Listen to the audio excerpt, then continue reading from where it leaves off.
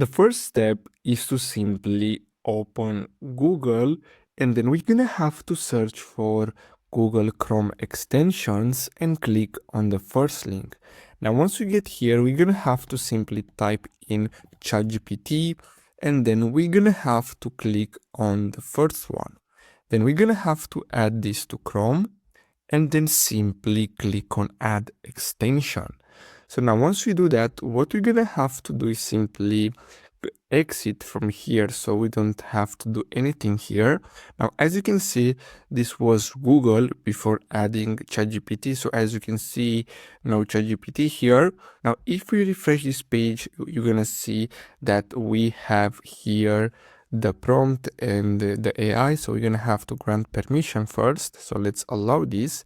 And the great thing about this extension is that we can use other AI models like Claude or Gemini, but here we have ChatGPT Mini and ChatGPT 4.